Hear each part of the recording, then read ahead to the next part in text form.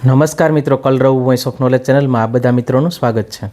પાક નુકસાન સહાય તમને કેટલી સહાય મળશે? તમારા 7/12 પરથી આ રીતે ગણતરી કરો। તો મિત્રો, આપણી ચેનલ ઉપર નવા હોય તો સબસ્ક્રાઈબ કરી લેજો અને બેલ આઇકન પણ પ્રેસ કરી દેજો।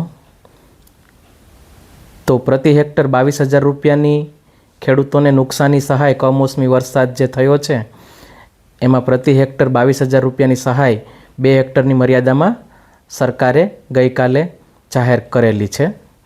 તો વધુમાં વધુ 44,000 રૂપિયા સુધીની સહાય મળવાપાત્ર છે। તો તમને કેટલી સહાય મળશે એ માટે આપણે એક ઉદાહરણ જોઈએ।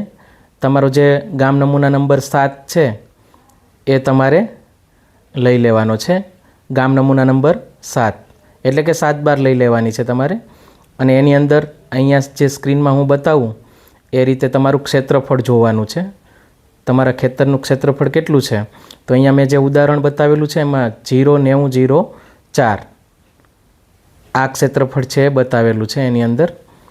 તો આપણે જે ક્ષેત્રફળ છે 0,90,04 એટલે કે 0,904 હેક્ટર, 0,904 હેક્ટર છે। તો આના ઉપરથી આપણે કેલ્ક્યુલેશન કરશું। તમારે જે હેક્ટર હોય એ તમારા કેલ્ક્યુલેટરની અંદર એન્ટર કરવાનું છે। તો આપણે કેલ્ક્યુલેટર લઈ લઈએ। તો 22,000 રૂપિયા પ્રતિ હેક્ટર સહાય મળેલી છે એટલે કે 22,000 પહેલાં આપણે કેલ્ક્યુલેટરમાં એન્ટર કરી દેવાના છે, લખી લેવાના છે 22,000,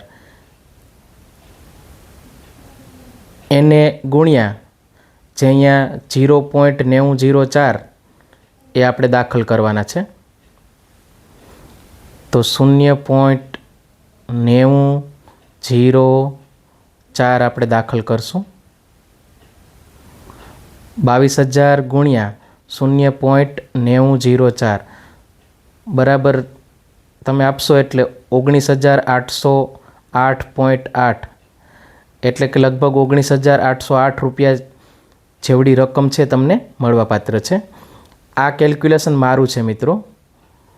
આ રીતે કદાચ તમને છે એ ખેડૂત મિત્રોને સહાય છે આપવામાં આવશે। કદાચ આમાં ફેરફાર પણ હોઈ શકે, પણ આ તમને એક કેલ્ક્યુલેશન એક ઉદાહરણ પરથી બતાવું છું। ફરી વખત આપણે 22,000 ગુણ્યા 0,904 રિપીટ કરીએ। તો આ રીતે તમે તમારા ખેતરના ક્ષેત્રફળ પરથી તમને કેટલી સહાય મળવાપાત્ર છે તે તમે જાણી શકશો। પણ મેં કીધું એમ આ મારું કેલ્ક્યુલેશન છે, સરકાર કઈ રીતે કેલ્ક્યુલેશન કરે છે એ જોવાનું રહ્યું। માહિતી ગમી હોય તો લાઇક કરજો, શેર કરજો અને ચેનલને સબસ્ક્રાઈબ કરી લેજો। Thank you.